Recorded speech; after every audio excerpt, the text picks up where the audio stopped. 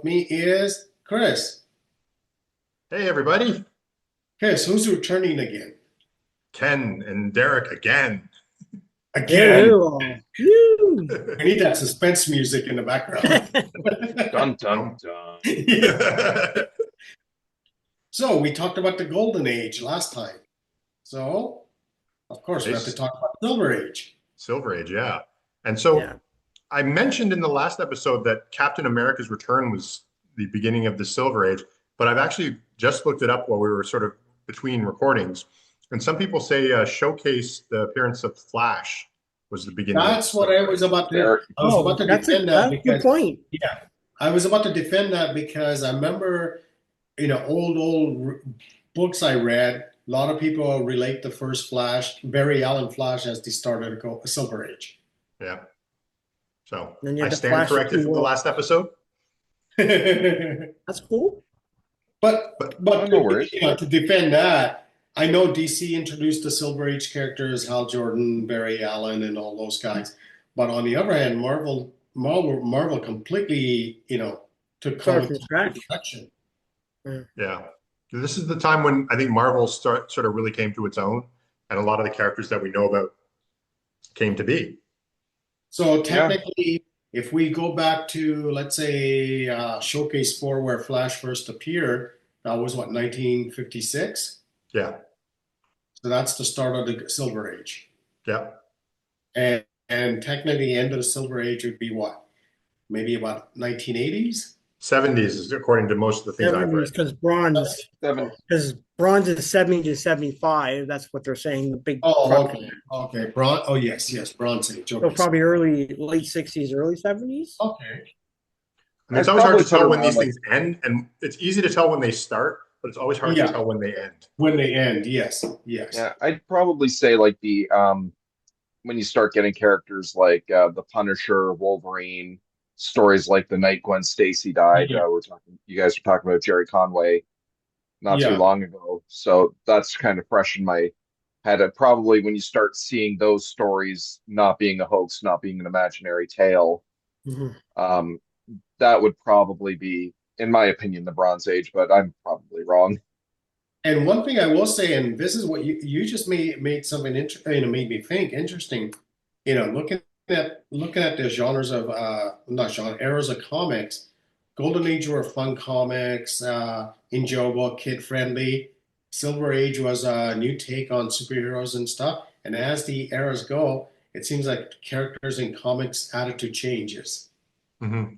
Mhm. Like what Yeah. Derek just mentioned, Death Queen Stacy, uh, the speedy drug thing in Green Lantern and Green Arrow, all of that stuff. It just seems like with the era, different decades, comics seems to go along with it. But I hate to say it seems like it's getting darker and darker. Yeah. Well, by the time you got to the Bronze Age, yes, it got darker. Yeah. Yeah. I think the And thing that even I've noticed about the Silver Age that maybe I could be wrong, but it's just sort of anecdotally I noticed is at the beginning, the end, sort of the end of the Golden Age, beginning of the Silver Age, the books were like showcase, action comics. And by the time you get to the end of the Silver Age, it's Superman, it's Batman. It's not like detective comics. I mean, it still exists, obviously, detective and action comics, but a lot of those sort of like amalgamation comics where they would have sort of stories with featuring different characters. Eventually, the popular characters just took over, and I feel like by the end of the they did, Silver Age, they yeah. went like, "Well, we should just give them their own title." And so I think that there's a bit of a Yeah, transition from it being collections of stories to being very specifically certain superhero centric. Yes. yes, But on the other hand, during the Golden Age, they still had Superman comics, action comics. They Mhm. did have those individual ones, but then they did have certain ones where, Justice League and, Justice League or JSA and stuff like that. So I wonder what made it go into that direction. I think longer stories. I think when you're talking Golden Age, like you Yes, talk yes, like the first you're right. appearance of Superman, what is it, 4 or 5 pages, maybe Yeah, you're something eight, like right. that. You're right. right? Yeah, And so I think when you And the get next to, story was Zatara. Yeah, yeah. yeah. So I think when you're getting to particularly when you get into the Silver Age and particularly later Silver Age, it's like, no, the 22 pages, that's a story. And it's more episodic, I think, in Silver Age comics. There's more of a reason to go from issue one to issue, et cetera, right through. So Right, and that was a bit of a gamble in the Silver Age, particularly for Marvel. From what I understand, Marvel had some pretty bad dealings with their distribution arm. I think DC actually had a controlling hand in Marvel's distribution. That's why Yes, I in remember the that. 60s Yes, Marvels they were restricted to 8 books, why they still had their Tales of Suspense, Tales to Astonish. yes.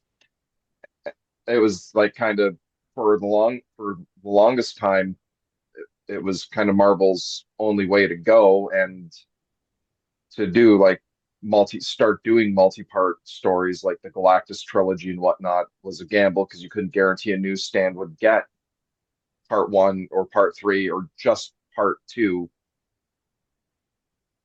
Yeah. Now, one thing I will say about the what we talked about in our Golden Age episode was, with the Golden Age, and Derek brought this up with the Wervin trials and all that stuff, killing off the. I think that's the stab that killed the Golden Age, and also, this is a scene I remember in Toy Story where westerns were popular, and all of a sudden you have Buzz Lightyear coming in, westerns go down, and Yeah. that's kind of like what happened with comics also, because if you look at the comics, I mean, Strange Adventures, Space Stories, and all that stuff took off in the Silver Age, and like especially with DC and Marvel, a lot of their characters were more like space-based characters and had space science origins to them. Well, I Right. mean, you're talking the space race too. Like No, 1969 is that's when we what I went to mean. the That's moon. where in the '60s, late '50s and '60s, it killed off like horror, western, and a lot of that stuff. well, It was the you new see reality. Greg Green Lantern, right? So I Yeah, mean, Green Lantern space characters to yeah. some degree. That's the It's start of true. it when you think of it. But even comic wise, like when you look at some of the other comics like Mystery in Space, you look at Space Adventures from was it Carlton Comics and all those books. There are a lot of space oriented characters and science based characters, like even Hulk. I mean, that's science origin to him. You Yeah. know, Mhm. it changed over. It was a different genre, different eras for comics and stuff. And for me, you know, I you know I was too young to read comics at that time, or I mean, later in the '60s, '70s when I was reading comics. For me, for the Silver Age comics, it was interesting. DC had one different version of their characters. Marvel had a completely different version, and but both were interesting. I think Yeah, Kirby man, and Stan Lee is part of the reason why Marvel yeah, had the stories that they had. They had Yeah, the, you know, they had a different approach. And I think, and I mean, I know Stan Lee, whatever you say, the one thing he was doing, particularly sort of in the beginning or in the late part of the Silver Age, was he was talking to like teenagers and college kids. And yes, so Yeah. they changed the audience from little kids to like people, young adults. yes. So it was a different way of doing stuff. And obviously when you also have like the nuclear age and you also have like the drug revolution of the 60s, and so a lot of that really affected comic books quite a bit. Oh yeah, it So actually I think the drug issue I remember particularly, the Spider-Man drug issue, yes, ended up going without the comic book authority code, because apparently the U.S. government wanted Marvel to do an anti-drug commercial, but the comic book author or anti-drug story, but the comic book authority code wouldn't allow it because it was of its use of drugs. So those issues ran without and that's another part of code. Silver Age. Comic book authority Yeah. came into the Silver Age, and I don't know if you want to say that killed off a lot of good comics. It did. Yeah. And, Like and it, and it set horror and suspense back a lot. yeah. Yes. And it Um, also like limited superhero stuff. Like I think we would have seen different things Different in things. the Yes. superhero genre. Like you might have had your Frank Millers earlier. I Um, think so. I think you would have had more different takes on characters and stuff like that. And it just, I think, yeah, like that was it a bad thing. stunted it stunted the media's growth for Yes. Yes. for a few decades. That being said, the fact that Stan Lee, Jack Kirby, Steve Ditko, and the DC creators were actually able to carve out good stories in spite of having the comic book authority code is also a bit of an accomplishment. It's a Oh, it huge is. accomplishment. It Yeah. is. Yeah, So, for sure. question for you guys. This is the same question I asked in the Golden Age.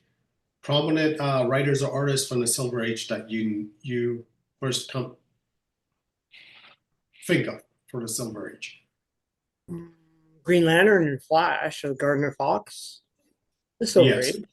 He's a good writer. I like some of those early Flash stories are pretty solid for the time. Gardner Fox is definitely Silver Age for me. Yeah. John Broome, what, Green Yeah, Lantern?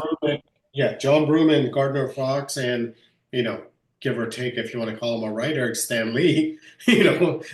So Well, those are Stan wrote all those Cheerleader. books, right? I say cheerleader. yeah. And Roy Thomas is one of the big ones in the Silver Age, and and I know no, I don't want to bring up his name because I think he's Bronze Age. Steve Gerber was Bronze Age, right? Yes. Yeah. So a lot Early 70s when he was writing, Steve Gerber. now Silver Age, and one of the prominent artists that I think stands up for Silver Age is Neil Adams. He was Silver definitely Age? a change in the medium. Yeah, Neil But Adams isn't was. that more, but isn't that more Bronze Age for Neil Adams? I Like, I think he was a Well, bridge. yeah, I think he He was came a later bridge. in the. Yeah, Like he kind like of helped. Steranko was one as well. yeah, Yeah, and they were one of those transformatives. Like I would those say were your then more transformatives. for an artist that kind of goes into the Silver Age for Marvel and DC, and he is the prominent Silver Age artist, I would say would be Gil Kane Yeah. Good one. Yeah, That's a good one. no, because he's yeah. done Spider-Man and he's done Green Lantern. So I mean, and he That's was right. doing both around the same period of time in the late '60s and '70s. When he I got think to the Bronze Age, he was on fire with the books Oh he was yeah, on. yeah.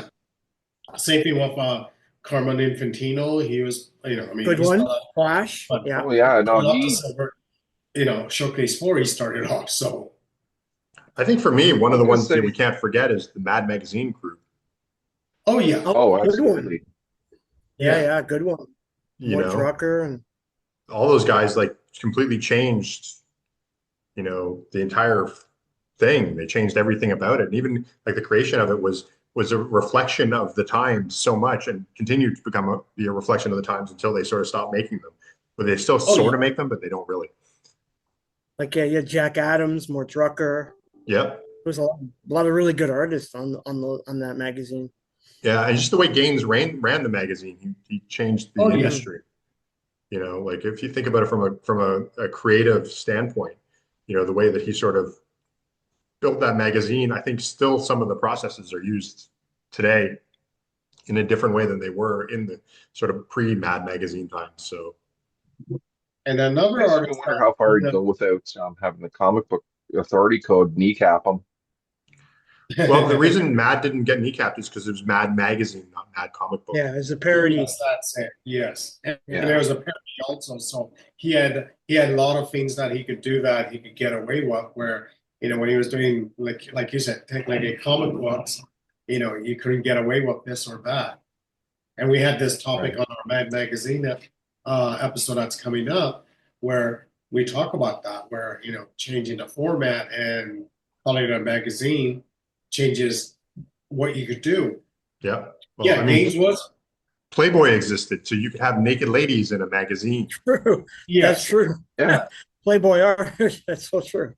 So it's like, Um, the difference is you make it a little bigger, and all of a sudden you can do whatever you want. Yes. Now, one again, another artist that we forgot again is Kirby. He was in the '70s. That's true. That's a good point. Kirby's been in I think his Silver Age stuff is probably like the most explosive of. explosive stuff, and that I mean, he made Marvel. Yeah. He did. Oh yeah, Sure. I mean, oh yeah, he yeah. underappreciated. And I know he's Yeah. the king of comics, but he was grossly underappreciated. I mean, we could Like just mention Kirby, we could mention Steranko, we could mention Steve uh, Ditko. Steve Ditko, all of those guys. I mean, they created Marvel, but Stan Lee, sorry, Jack Kirby was prominent face of the Silver Age for Marvel. I mean, if it wasn't for him, Well, there'd sad be to no say, Oh Silver yeah, Age. would Marvel be around now? I mean, that's a question, but That's you know, true. yeah, And he was so fast. yeah. Like Yeah. it was crazy what he could do in such a. I mean, the nice thing about him, I'm going to give him full credit as an artist. Obviously, like you can't not. But the other thing too is we were talking about how there's like the nuclear age and the space age. His style works so well for that. I Oh, know he it, did it Western worked. comics and oh romance, and yeah, they were great things.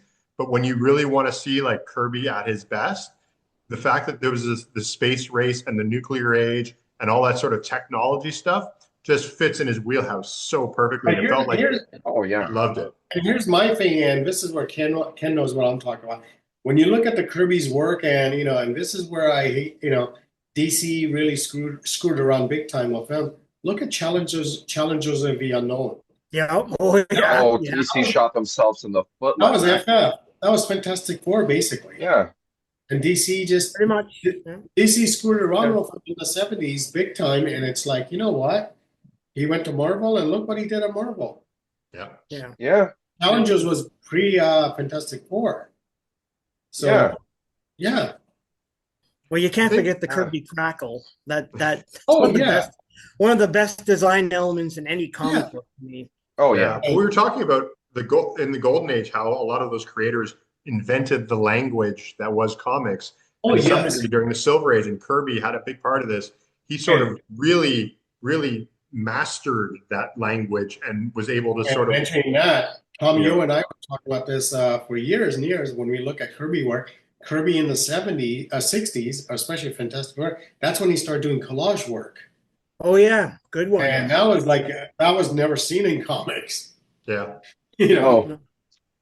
I think print technology allowed also, we're talking about like the sort of fantastic stuff, like, the space stuff and all the details and Kirby's art style. I think to some degree there must have been improvements. I don't know the history of almost printing, definitely, definitely. but there must have been enough improvements that they could get to the point where like the detail of Kirby's work could be printed better than it could in like in the golden Oh, age. definitely going from let's say 1940s to early '60s, printing technology increased so much at that time.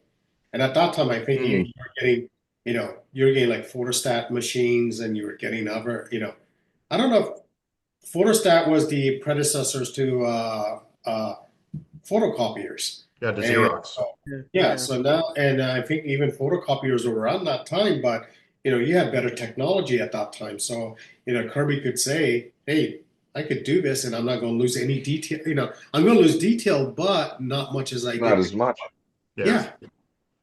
I think No, the I other would have thing, loved to have seen like. well, Sorry, I would have said I would have loved to have seen Kirby in his prime with today's technology. Oh, imagine Kirby in Photoshop, Hmm. taking his artwork and doing stuff with it. He'd be doing like collage work like crazy, he'd hate it and he'd be complaining about it all the time. Oh, no, but look at what he did. Look at what he did in the '60s with his collage work in the Fantastic Four when he's going into the what is it? That one alternative universe or whatever, and he has Negative zone. negative zone. Yeah, and it's like, wow. Yeah. Yeah, good ideas. I Very think the other similar thing ideas. worth mentioning about the Silver Age that is probably not the good thing, but this is really when DC and Marvel, particularly at the end, were the only games in town, pretty much.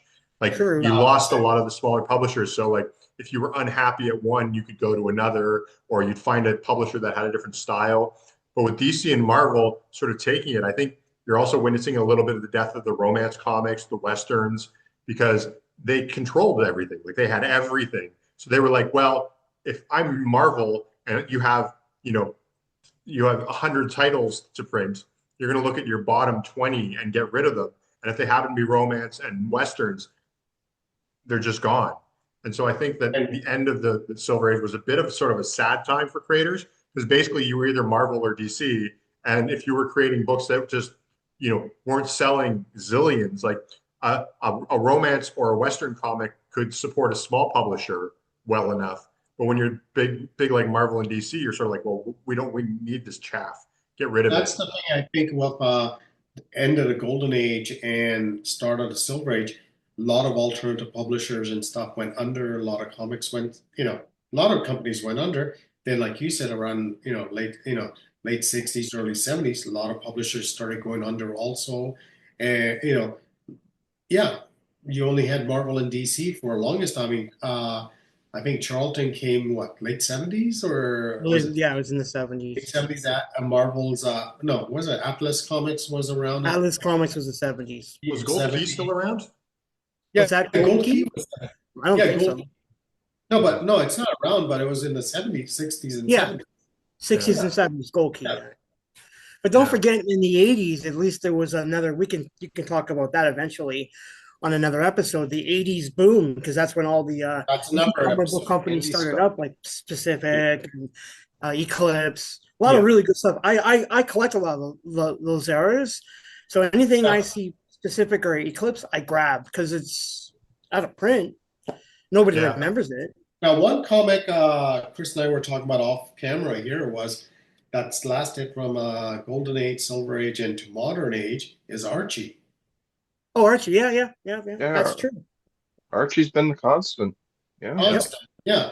And I can't remember what company publishes it anymore. It's Still Archie Archie. Comics now. Still Archie. Yeah, Yeah. it's still Archie Comics, and it's just reinvented every decade. Yeah. They do So, something new with I it. mean, Archie's been Reinvented is around, such a kind word. It reused. Like reused. if I Okay, was to fair read, enough. Fair enough. Yeah. But Archie's lasted through generations and decades of all kinds of changes and everything.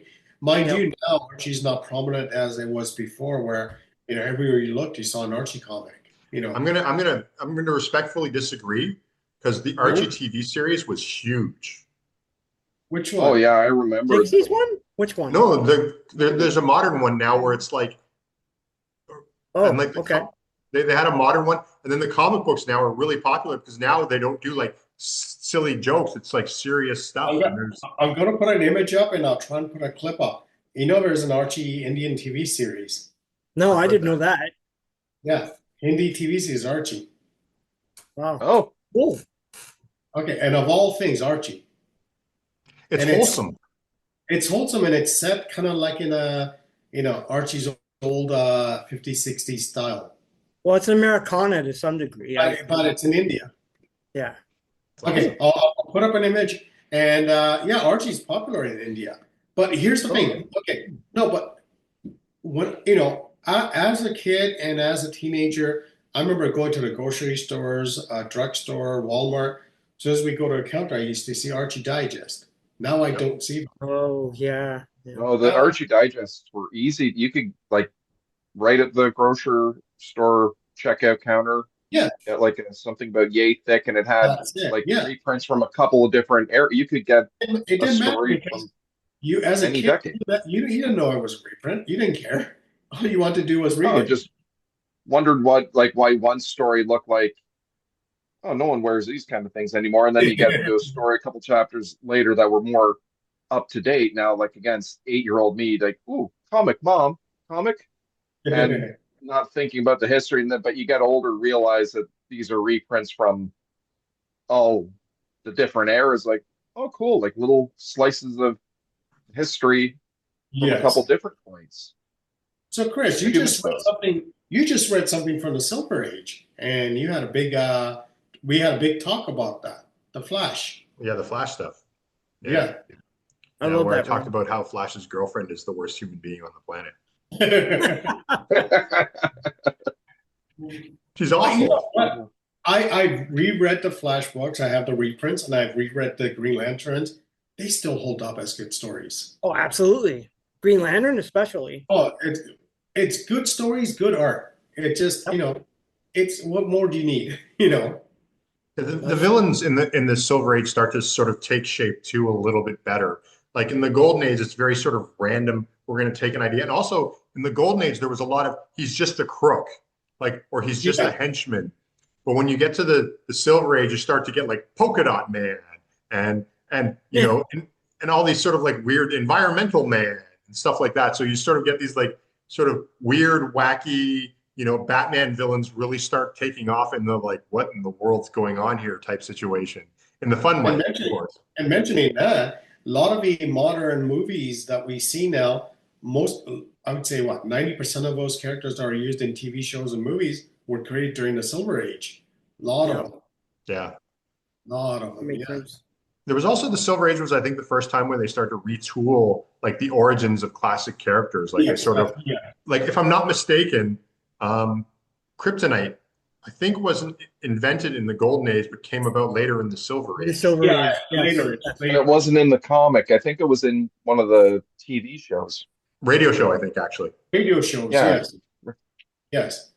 And I'm wondering if like crypto was later in the 60s, I think it was introduced. Same thing with That's Silver Age. It's a Silver Age. and Supergirl was Silver Age also. Yeah. Mhm. So there was this retooling of like, the idea of like they had these characters, and then obviously done with different publishers too at the time when you talk about like the actual sort of mechanics of it.